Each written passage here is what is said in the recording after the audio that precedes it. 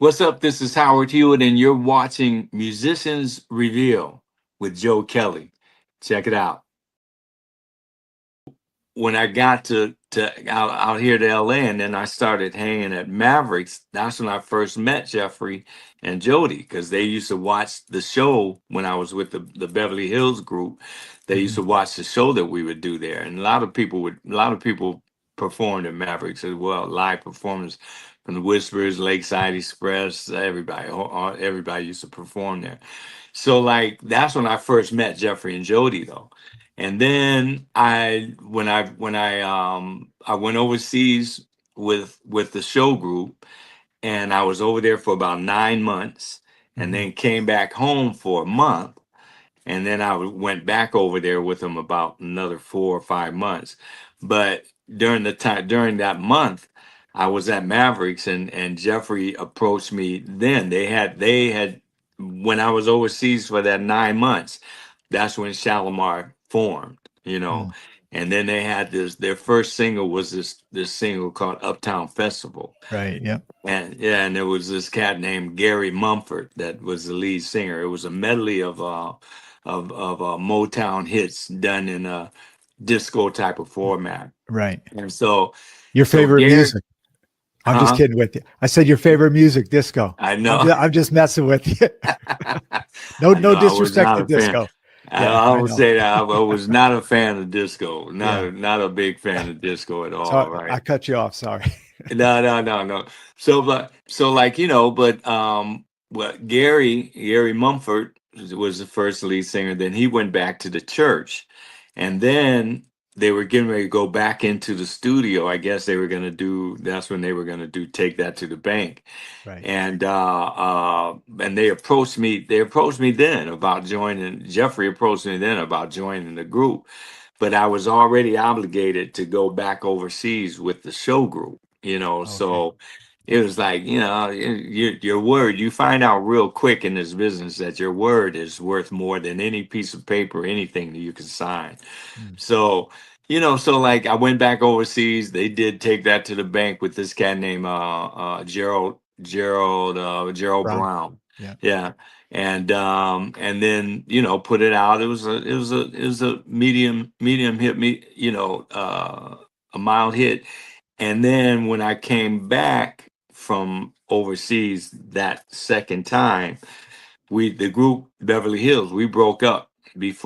before we even left London, before we left England, that second tour.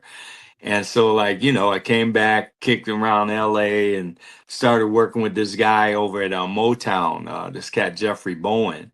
And Jeffrey Bowen was producing an album at the time on this cat Eddie Hazel, guitar player Oh for yeah. Parliament Funkadelic. Yeah. Legendary. Yeah. Yeah, maggot brain and all Maggot that brain. stuff. Yeah. Yeah. Yeah. And so he was doing a solo album on Eddie Hazel, and I connected with him through this girl named Tammy Gibson, and went in and did a some backgrounds for him on a background session. And when we got done with the session, he came out. He said, "Man, I love your voice. This is going to be a self-contained situation because Eddie can't sing. Uh-huh. And he says, it's going to be vocally. I wanted you." He said he wanted me, Tammy, and this other girl that was singing with us. And he said, "I can get you. I can." He said, "I can. We can work on the contracts. It's going to be under Motown. It's going to be on Motown label." He said, "But in the meantime, I can get you into the union, and you start doing these sessions, making some money, blah blah blah." And he said, "We'll put everything together. Cool, right?" So we Mhm. started working. We started working on that from that point on. We started working on the Eddie Hazel album, and then after about a month, after about a couple months, started getting kind of shaky. What we used to call back in the day, we used to call it the Motown runaround, right? And so like the money, checks weren't reflecting, the time spent in the studio, and so like I remember it was on a Friday, and I dropped my lady off at work, right? And I said, I'm going to a meeting at the Motown building. That's when they were on Sunset and Argyle. And I said, I'm going to a meeting at the Motown building, and after I get done, I'll come back, pick you up, like when you get done from work, I'll pick your blood, the whole thing, right? So Yeah. I go to the meeting and I'm up on the 15th floor. Motown had 17, 16, and 15 in this high rise office building on Sunset Boulevard. So I'm up on the 15th floor, man, like getting everything off my chest, and Uh-huh. y'all giving me the Motown run around and blah blah blah blah blah. And then the phone rings, right? And this cat, Angelo Bond, who's Jeffrey Bowen's co-producer, he answers the phone and he looks at me and he says, it's for you, right? And I said, well, hey man, if it's my lady, tell her I'll call her back because I'm getting this stuff off my chest. I'm in the middle of the meeting.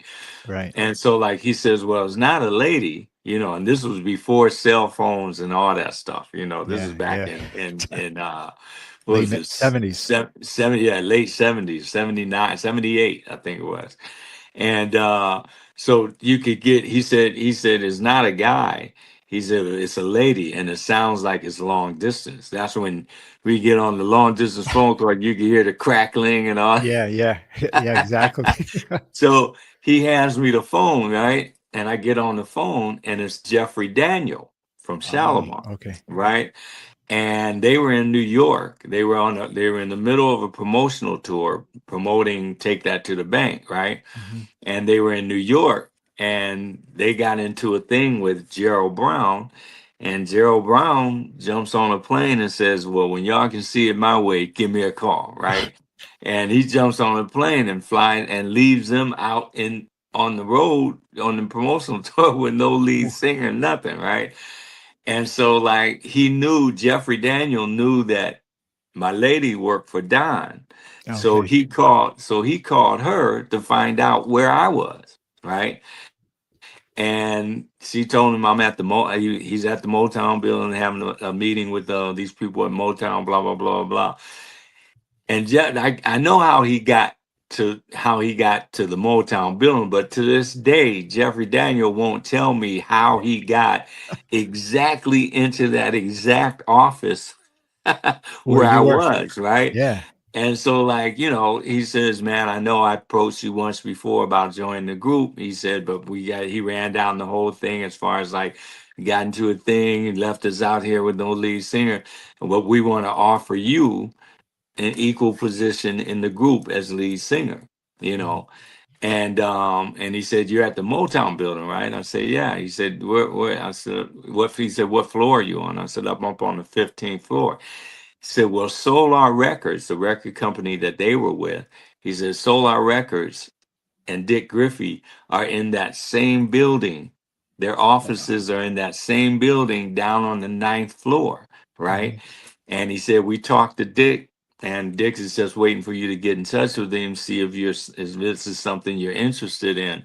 So, man, I got off the phone and I told Jeffrey Bowen, and his co-producer Angela, I told them what the deal is. I said that was Jeffrey Daniel from Shalamar, and they got that tune out. Take That to the Bank. They're with Solar Records and blah blah blah.